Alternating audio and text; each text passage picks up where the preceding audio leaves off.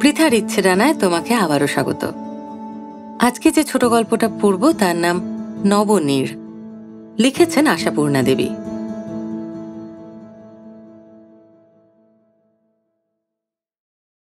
এরা দুটোতে ক্রমশই বেজায় বাড়াবাড়ি শুরু করল। এত শাসন অনুশাসন ছাপিয়ে কি করে এত বার বাড়ছে ওদের?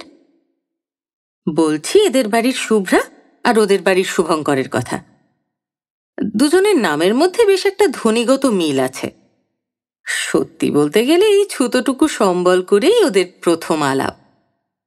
কিন্তু সে কথা যাক, ওই নামে নামে একটা বর্ণাত্মক মিল ছাড়া দুজনের মধ্যে আর কিসেই বা মিল আছে?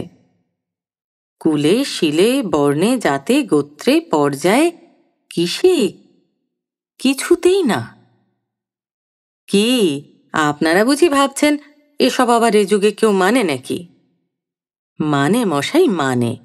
ক্ষেত্র বিশেষে সবাই সবই মানে। ভূত থেকে ভগবান, হাঁচি থেকে পাঁচু ঠাকুর, সমস্ত মানে।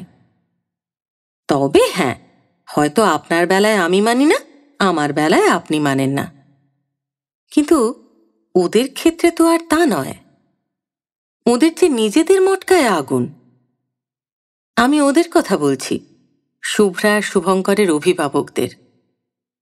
ওরা এদের গতিক দেখে মাথায় হাত দিয়ে পড়েছেন, বিশেষ করে আজকের খবরে।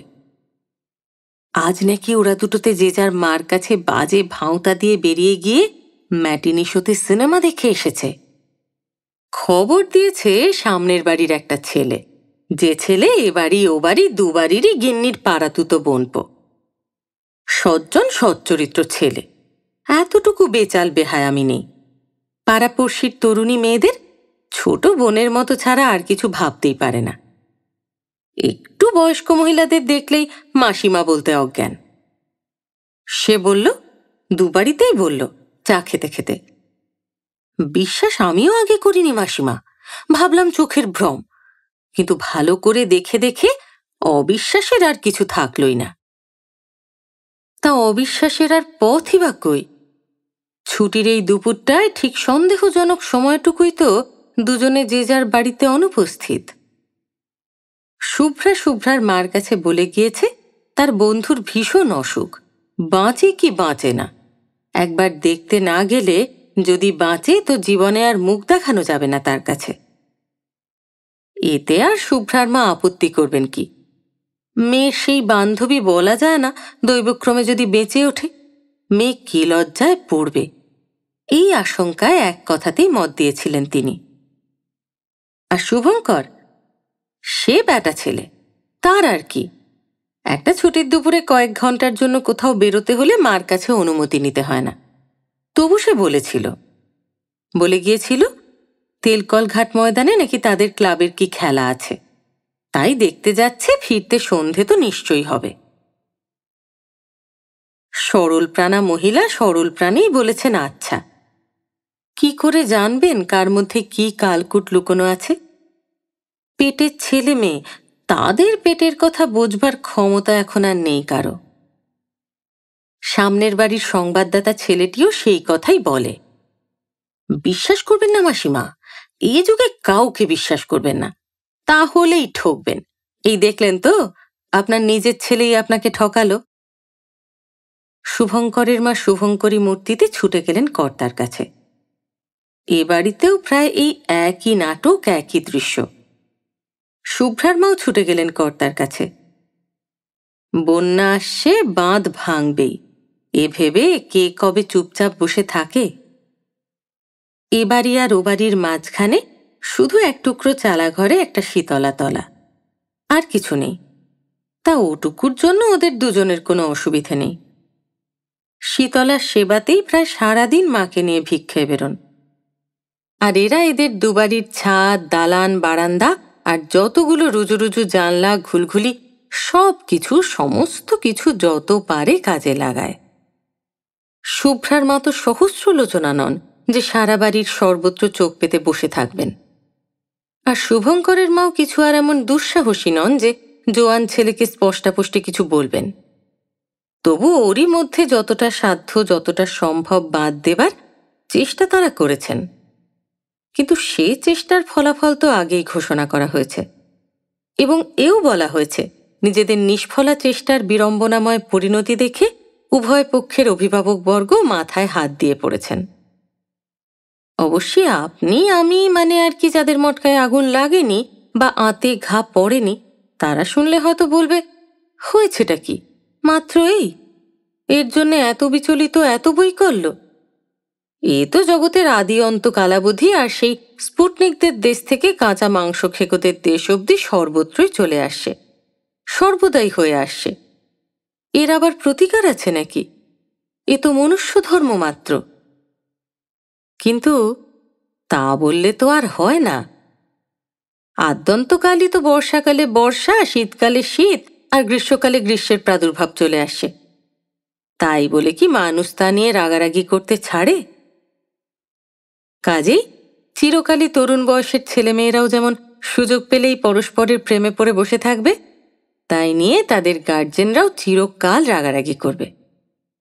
শুধু কি রাগারাগি, তাদের শাস্তির ব্যবস্থা করতেও কিছু বাকি রাখা হয় নাকি?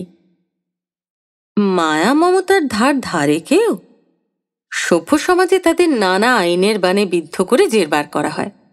অসভ্যরা সোজাসুজি বিষ বান দিয়েই এফর ওফর করে ছাড়ে সেই সব হতভাগ্য প্রেমিক প্রেমিকাদের। জাতকুল না মেনে প্রেমে পড়লে কোথাও কোনো সমাজেই ক্ষমা নেই। অতএব এরাই বা কেন ক্ষমা করবেন? শুভঙ্করের মা কর্তার কাছে গিয়ে বললেন, হলো তো, সাত পূর্ণ হলো। কতদিন থেকে বলছি এ পাড়া ছাড়ো, এ পাড়া ছাড়ো, তা কথা কানেই নেওয়া হচ্ছে না। এবার হলো। শুভঙ্করজনক স্ত্রীর কথার টোনেই বুঝে নেন ব্যাপারটা কোন বিভাগীয়। নিশ্চয়ই শুভঙ্কর ভয়ঙ্কর একটা কিছু নিন্দনীয় কাজ করে বসেছে, এবং সেটা ওদের বাড়ির শুভ্রা ঘটিত। কাজেই কি হলো সেটা আর প্রশ্ন না করে ঘাড় চুলকে বলেন, তুমি তো বলে খালাস, পাড়া ছাড়া কি মুখের কথা? বাড়ি কোথা? না, ত্রিভুবনে আর বাড়ি নেই। দমদম থেকে যাদবপুর, বেলেঘাটা থেকে বর্ষে, বেহালা, সর্বত্র নতুন নতুন পাড়া গজাচ্ছে, দোহাত্তা বাড়ি তৈরি হচ্ছে। আর আমাদের একটা বাড়ি জুটবে না? জুটবেই তার নিশ্চয়তা নেই। আবার জুটতেও পারে, কিন্তু খুঁজবে কে? তোমার ছেলে? আমার তো সময়। হ্যাঁ হ্যাঁ, জানি। তোমার আর কবে কিসের সময় হয়? শুভঙ্কর জননী চাপা গলায় শাসান কর্তাকে, ছেলে খুঁজবে বই কি, বরং জোগাড় হলে বাড়িওয়ালাকে ভাঙচি দিয়ে আসবে। যতক্ষণ না একেবারে পাকা ব্যবস্থা হচ্ছে, ওর কানেই তোলা হবে না। তা তো ভালো, কিন্তু বাড়ি জোগাড়ের। থাক, তোমাকে আর মাথা ঘামাতে হবে না। আমি রাজুকে বলেছি বাড়ি খুঁজে দিতে। রাজু হচ্ছে সেই পাড়াতুতো বোনপটি। কর্তা বোঝেন এবারে আর রক্ষে নেই, কারণ রাজু অঘটন ঘটন ঘটক। কিন্তু কথা হচ্ছে, এমন সর্বসুবিধাযুক্ত পাড়াটা শুধু তুচ্ছ একটা পাড়ার মেয়ের ভয়ে ছাড়তে হবে? ম্রিয়মানভাবে বলেন, আজকের ব্যাপারটা কি? ব্যাপার ভালোই। আমার কাছে মিছে কথা বলে খেলা দেখতে যাচ্ছি ছুতো করে হতভাগা ওই ছুঁড়িকে নিয়ে সিনেমা গিয়েছিল। শুভঙ্করের পিতৃদেব বলেন, তার মানে? ওরা যেতে দিল? আহা, কি যে কথা ছিরি! যেতে দিল? মা বাপে ইচ্ছে করে করে যেতে দেয় নাকি? সেও মিছে কথা বলে গেছে, না হলে কি আর যেতে দেয়? যেমন তোমার মগজ। হ্যাঁ, দেবে না কেন? যাতে গোত্রে মিল থাকে, মনের মতন পাত্রটি হয়, তাহলে অবশ্যই দেয়। এ তো আর তা নয়। ওদের আবার বামনি ধ্বজা কত। রাজু বলে ওরা আমাদের নামে নাকি যাচ্ছে তাই সব কথা বলে। বটে, যাচ্ছে তাই সব কথা বলে? বলে তো। তবু তোমার ছেলে পকেটের পয়সা খরচা করে ওদের মেয়েকে সিনেমা দেখায়। হ্যাঁ, দেখিয়েছে তো। কে জানে, হয়তো আরো কতদিনই দেখিয়েছে। আমরা তো আর গোয়েন্দা পুলিশ লাগিয়ে রাখিনি। আজ নেহাত রাজুর চোখে পড়ে গেল তাই। ঠিক আছে, তুমি রাজুকে বলো বাড়ি খুঁজতে। শুধু এ পাড়া কেন, এ তল্লাট ছাড়ব। কিন্তু ভাবছি। কি ভাবছ? ভাবছি পাড়াই ছাড়ি আর তল্লাটি ছাড়ি, ছেলেকে তো আর বাড়ির মধ্যে আটকে রাখতে পারবো না, তাকে তো ছাড়তেই হবে। তা না পারি তবু 24 ঘন্টা চোখাচোখি, হাসাহাসি, লুকিয়ে এখানে ওখানে গিয়ে দেখা সাক্ষাৎ, সিনেমা থিয়েটার দেখা, এসব তো কমবে। আর ধরো যদি দমদমে কি পাইকপাড়া চলে যাই আমরা, রোজ তো আর শুভই বালিগঞ্জে আসতে পারবে না। পারবে না? কি করে পারবে? যেতে আসতেই কতক্ষণ। ঠিক আছে, ওই কথাই ঠিক, কালই আমি রাজুকে বলছি। তুমি আবার বলবে কি? শুভঙ্কর জননী ধমকে ওঠেন। যা বলবার আমিই বলেছি। তুমি তো চিরকালই এক বলতে আর এক বলে বসে থাকো, তোমাকে আবার বিশ্বাস? কে জানে চিরদিনই স্বামীর প্রতি এরূপ অনাস্থা পরায়ণা কিনা শুভঙ্কর জননী, নাকি এ হচ্ছে রাজুর উপদেশের ফল। ওদিকে শুভ্রা, যাকে শুভঙ্কর ইদানিং শুভঙ্করী বলে সম্বোধন করতে শুরু করেছে, সে যেন তেন প্রকারে শুভঙ্করের সঙ্গে দেখা করে বলে, হলো তো, শুনেছ তো ব্যাপার? কি? কি আর, তোমার অবিমৃষ্যকারিতার ফল। বললাম পাশাপাশি নাম্বারের টিকিট কিনে কাজ নেই, কে কোথা থেকে দেখে ফেলবে। শোনা হলো না সে কথা। এখন হলো তো? আরে বাবা, হলোটা কি? হলো আর কি, মামার বাড়ি চলে যাচ্ছি। মামার বাড়ি? হ্যাঁ, মা রাগ করে বাবাকে বলে দিয়েছেন যতদিন না কোনো বিহিত হচ্ছে মেয়ে নিয়ে বাপের বাড়ি গিয়ে থাকবেন।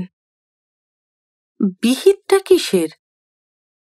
আকাশ থেকে পড়ছো যে, বিহিত তোমাতে আমাতে মেলামেশার। ও। মিনিটখানেক চুপ থেকে শুভঙ্করী ফের বলে, আচ্ছা শুভঙ্করী, তোমার তো অনেক বুদ্ধি, বলো দেখিনি, এদের মন কখনোই নরম হবার একটুও আশা আছে? 1 ইঞ্চিও না। তাহলে? তাহলে আবার কি, সে কথা তো হয়ে আছে, আমার নাবালত্ব না ঘোচা পর্যন্ত অপেক্ষা করতেই হবে। উফ, ধৈর্যের বাঁধ যে ভেঙে যাচ্ছে। আর কতকাল নাবালিকা থাকবে তুমি? আরো 1 বছর 7 মাস 13 দিন। হ্যাঁ, বলো কি? এই যে কতদিন আগে বলেছিলে 1 বছর কতদিন যেন বাকি?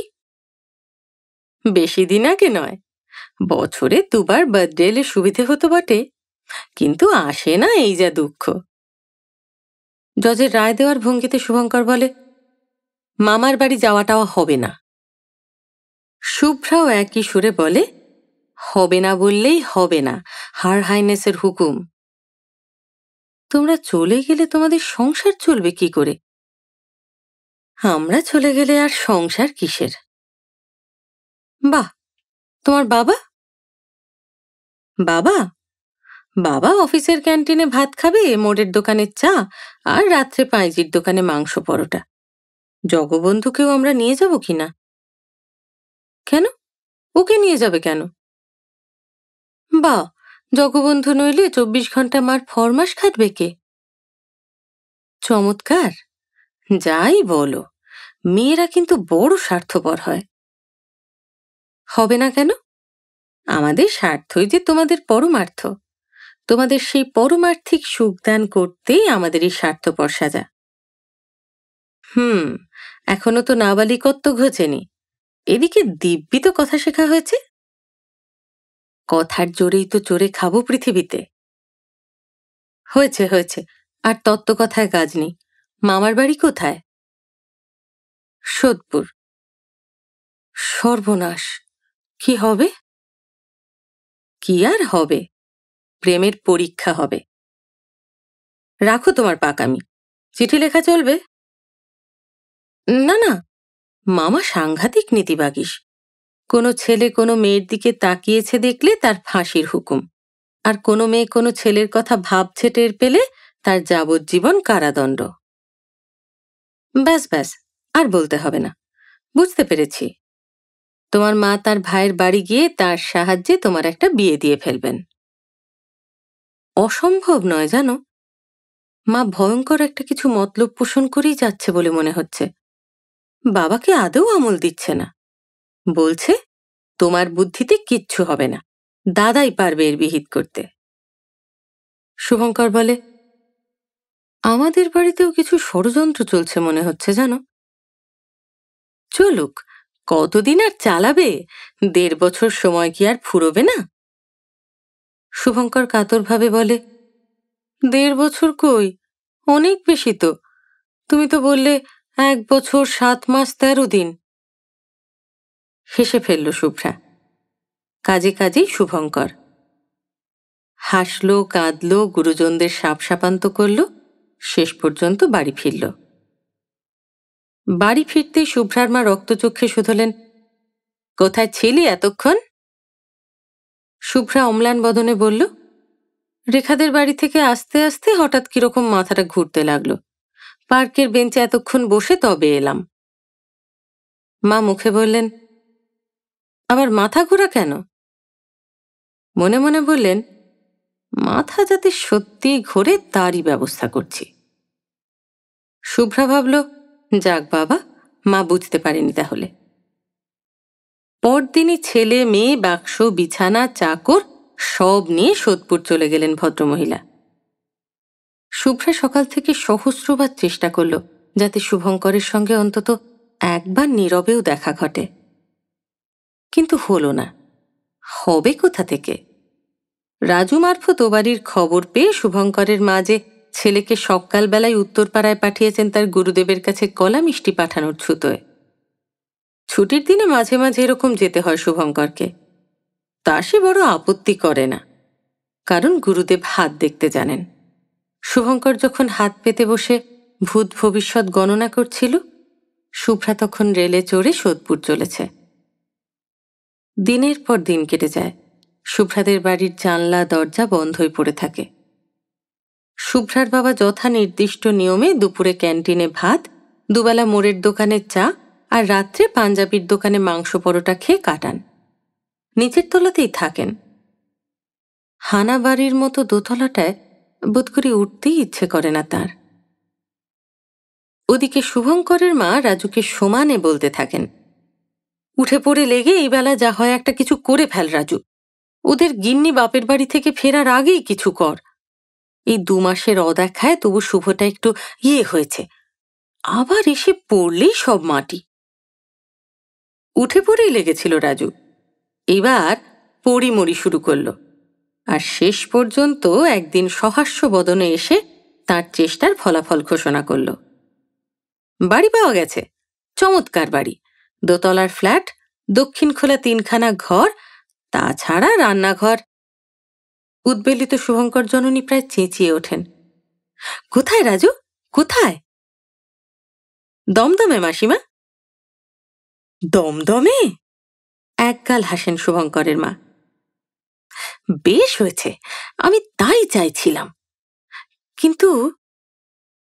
আবার কিন্তু কিসের? বাড়ি দেখলে মোহিত হয়ে যাবেন আপনি। আহা, সে বুঝেছি বাবা, তোমার যখন পছন্দ হয়েছে, কিন্তু বলছো তো 2 তলার ফ্ল্যাট, 1 তলায় আবার কে থাকবে সেই ভাবনা। কি মুশকিল, আপনি তো দেখছি মহা নার্ভাস। সে খবর কি নিইনি ভাবছেন? 1 তলায় বাড়িওয়ালার নিজের বোন থাকবেন। বোন? আঁতকে ওঠেন ভদ্রমহিলা। কত বয়স তার? সেরেছে? হো হো করে হেসে ওঠে রাজু। আপনার কি ফোবিয়া হয়ে গেল নাকি? সে মানে একটি গিন্নি বান্নি, বয়স্ক মহিলা। ভদ্রলোক বলেন, বলতে গেলে বাড়ি কেনাই তার বোন ভগ্নিপতির জন্যে। তাঁরা নাকি একটা বাড়ি খুঁজে খুঁজে একেবারে হয়রান হচ্ছেন। পাবেন কোত্থেকে? বাড়ি আর ভগবান, এ দুটি প্রায় একই রকম দুর্লভ। বহুজনের বহু ব্যবহৃত পরিহাস বাণীগুলি রাজুর সম্বল। বেচারা রাজু। অতঃপর মহোৎসাহে বাড়ি বদলের আয়োজন করেন শুভঙ্কর জননী। শুভঙ্কর ফ্যালফ্যাল করে শুভ্রাদের বন্ধ জানলার দিকে তাকাতে তাকাতে বাক্স আলমারি নড়ানো সরানো সাহায্য করতে লাগল, এবং সর্বশেষে গভীরতম একটি দীর্ঘ নিঃশ্বাস ফেলে ট্যাক্সিতে গিয়ে উঠে বসল। কি করবে? এখনো যে তাকে বাপের হোটেলে থাকতে হচ্ছে। আরও কতকাল থাকতে হবে। যার চাকরি হয়নি আর লেখাপড়া সাঙ্গ হয়েছে, সে বেচারা আর পাড়া ছাড়তে অসুবিধে দেখাবে কোন অজুহাতে? তাছাড়া পাড়া ছাড়া হচ্ছে তো শুভঙ্করের মার স্বার্থ রক্ষার্থে। বালিগঞ্জের এই ঘিঞ্জিতে বাস করতে করতে তার নাকি হার্ট খারাপ হয়ে যাচ্ছে। ওর উপর যদি আপত্তি তোলে, তাহলে তো সে কুলাঙ্গার ছেলে। সোদপুর নাকি দমদমের কাছাকাছি। হায় রে, তখন যদি শুভ্রার মামার বাড়ির ঠিকানাটা নিয়ে রাখা হতো। শুভঙ্কর খোলামেলা বাড়ির দক্ষিণের জানলায় দাঁড়িয়ে দাঁড়িয়ে নিজের মাথার চুল মুঠো করে চেপে টানতে থাকে আর ঠোঁট কামড়ায়। কে জানতো সত্যি জন্মের মামার বাড়ি গিয়ে বসে থাকবে শুভ্রা, আর কেই বা জানতো সত্যি পরিস্থিতির এত পরিবর্তন ঘটবে। বাড়িওয়ালা লোকটি কিন্তু সত্যিই ভালো, খুবই ভালো। উপযাচক হয়ে শুভঙ্করের বাবাকে বলেন, আর দিন 15 বাদে আসবে ওরা, একেবারে ওমাস পড়লে। ততদিন আপনারা নিচের তলাটা ব্যবহার করুন না পালমশাই, ইচ্ছে মতো ব্যবহার করুন। কেন মিছে মিছে খালি পড়ে থাকবে? মানুষের জন্যই তো বাড়ি। এই আপনাদের মতো একটি সজ্জনপর্শী খুঁজছিলাম আমার বোনের জন্যে। যেখানে তারা থাকে সে মশাই অতি বদপাড়া, অথচ বাড়ি বদলানো কি দুষ্কর জানেন তো। তাই কিনেই ফেললাম বাড়িটা। মানে এই সময় প্রভিডেন্ট ফান্ডের টাকাটা উঠল, ভাবলাম এতেই ইনভেস্ট করে ফেলি। তা বোন ভগ্নিপতি বলে কি আর ছেড়ে দেব মশাই, বরং ডবল ভাড়া আদায় করব। আপন রসিকতায় পুলকিত ভদ্রলোক বেঁটে ঘাড় দুলিয়ে দুলিয়ে হাসতে থাকেন। তারপরের সমাচার সংক্ষিপ্ত। 15 দিন সময় দেখতে দেখতে কেটে গেল। বোনের ছেলে মেয়ে আর তাদের মোটমাত্রি, খাট, আলমারি, আলনা দোলনা গুছিয়ে নিয়ে বাড়িওয়ালা ভদ্রলোক এসে হাজির হলেন। ভগ্নিপতি একটু পরে আসছেন। শুভঙ্কর আর তার মা বাবা 3 জনেই এসে দাঁড়িয়েছেন। বেঁটে ঘাট দুলিয়ে দুলিয়ে হেসে হাঁক ডাক শুরু করলেন ভদ্রলোক। এই যে পালমশাই, নিয়ে এলাম আপনার পড়শি। হ্যাঁ, আপনার গিন্নির মশাই মস্ত একটা সুবিধে হয়ে গেল। ব্রত নিয়মে বামুনের মেয়ে দরকার হলে আর দূরে ছুটতে হবে না, একতলায় নামলেই পেয়ে যাবেন। এই যে আমার বোন আর এই 3টে ভাগ্নে ভাগ্নি। নে শুভ্রা, আলাপ সালাপ কর, সজ্জন ব্যক্তি এরা। না না, রাজু এর মধ্যে নেই। আপনারা যদি রাজুকে দোষী সাব্যস্ত করেন তো ভুল করবেন মশাই। সে বেচারা সম্পূর্ণ নিষ্পাপ নিষ্কলঙ্ক। বরং তার প্ল্যানটাই একেবারে দয়মজল। দুটোকে দুঠাঁই করবার জন্য সে বেচারা কি কম খেটেছে? ক্রমাগত দুবাড়ির মাসিমার কাছে সত্যের বৃক্ষে অতিরঞ্জনের ডালপালা সংযোগ করে করে কত মহিরুহই সৃষ্টি করে এলো এ যাবৎ। তার কিছুই কাজে লাগলো না। তাই বলছি, রাজু এর মধ্যে নেই। সে তো এসে দেখে কপালে করাঘাত করবে। এটা পুরোপুরি দৈব সংগঠন।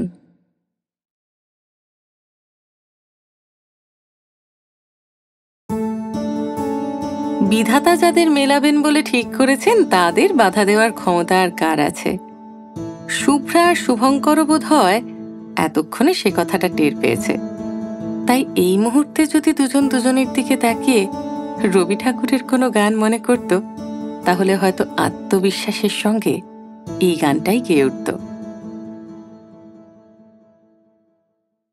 না না গো না, করোনা ভাবনা, যদি বাণী সে যায়, যাব না যাব না। না না গো না, করোনা ভাবনা। দোলাতে দোলে মন, মিলনে বিরহে, বারে বারে জানি তুমি তো চিরহে আমার, তুমি তো চিরহে। ক্ষণিক আড়ালে বারে কো দাঁড়ালে গো, ক্ষণিক আড়ালে বারে কো দাঁড়ালে, মরে ভয়ে ভয়ে পাবো কি পাবো না, না না গো না, করো না ভাবনা। যদি বানিসে যায় যাব না যাব না, না না গো না, করো না ভাবনা।